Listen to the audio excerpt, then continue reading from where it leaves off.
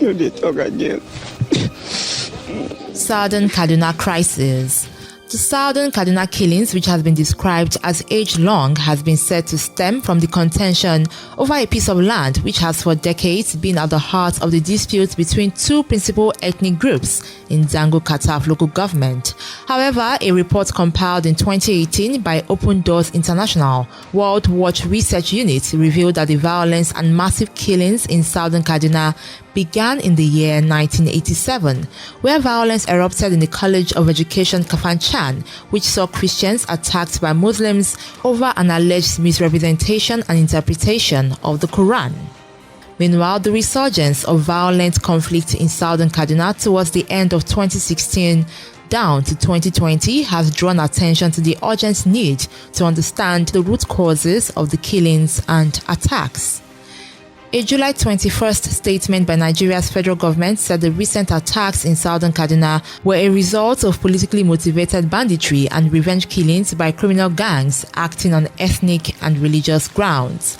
Leader Hausa community in Jema local government area, Kaduna State, Sanusi Maikudi, during an interview with Channels Television, speaks on the history of the Southern Kaduna Crisis. In my last engagement with the Channels Television, I defined it as age-long, complicated and complex. What is actually happening is that around 40 years ago, since 1980, Southern Kaduna has witnessed ethno-religious conflict.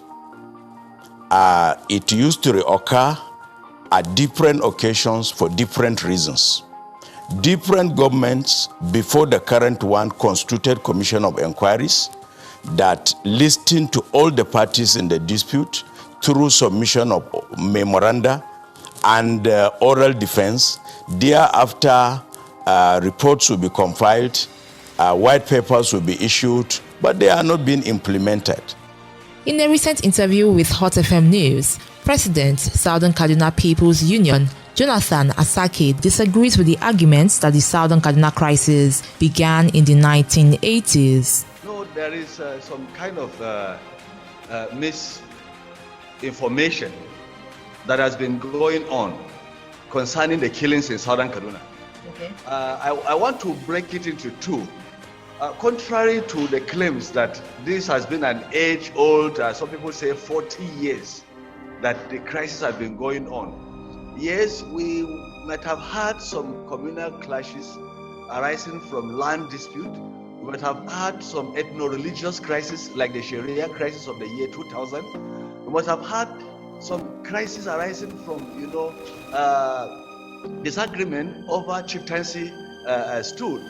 But what is going on now, which started from 2013 but has stepped up and has increased in intensity, is the unprovoked invasion of communities across Southern Kaduna, where militia men that we have come to identify as Fulani militia that go from community to community across all our local government. Asake goes on to argue that the current attacks on Southern Kaduna is an agenda. We know that the attack is a grand agenda, well-entrenched agenda, to chase out native communities from their ancestral lands and occupy them. The attackers are well-sponsored, and they are well-sponsored, and that is why they continue to attack and they occupy these communities. They decimate the population, they chase out the people, and up till now, nobody has been prosecuted.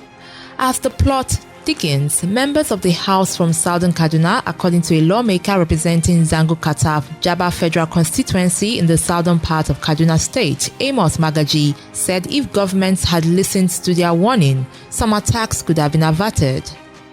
The Kaduna State Governor, Nasir El-Rufai, who spoke recently, shares what he believes is responsible for the crisis. Anyone that is moderate, anyone that is promoting peaceful coexistence between various ethnic groups is considered a sellout. And a governor like me who does not appease them, because they are used to being appeased, they cause trouble, they organize these killings, and then they are invited, their leaders are invited by the governor, they wine and dine, they are giving brown envelopes. That's what they have been doing for 20 years. And we came into office, we said no more. Nobody that does not encourage peaceful coexistence will have access to the governor or the government house. I have no time for them. I am using the security agencies to carefully map them, and when we accumulate enough evidence, we will get them, we'll put them before a judge. I have no time for nonsense. I will not appease criminals.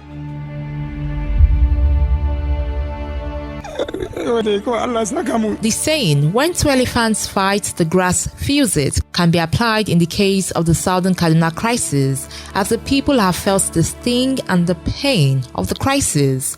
An indigene of Southern Kaduna from Zangon Kataf, who spoke with Hot FM and asked to remain anonymous, describes her experience. It has been terrible. It has been a nightmare. I won't lie to you. You know what it is when you are at sleep and people that are called the Fulani, whatever, come into your community and you don't know where to go. They're scattered around. Anywhere you go, you will see them. It's either they are shooting or they are attacking you with a machete. Do you know what it is when they shoot you or when they use a machete to machete your entire body, your hand is being removed? I get it. It's really sympathetic and it's annoying. She also speaks on how she has been coping with the loss of her cousin who was killed during one of the attacks. Yeah, I lost my cousin. Honestly, I wept.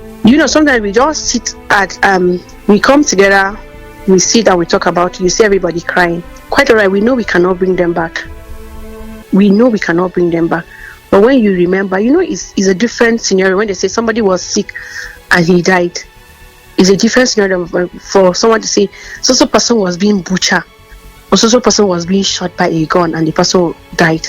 Another anonymous respondent who stays in the city of Kaduna speaks on what he goes through to reach out to his family members in the rural community whenever he hears of an attack. Whenever we hear of attack, like maybe if they call us that, okay, the neighboring village is under attack, or you understand, you can't sleep throughout that night because you have to be making calls to up until morning to make sure people that are close to you are okay. Seriously, even if you are from a far place, the trauma is still there with you, the pain, because you can't even sleep knowing that your people are under attack. It's not an easy thing for us also.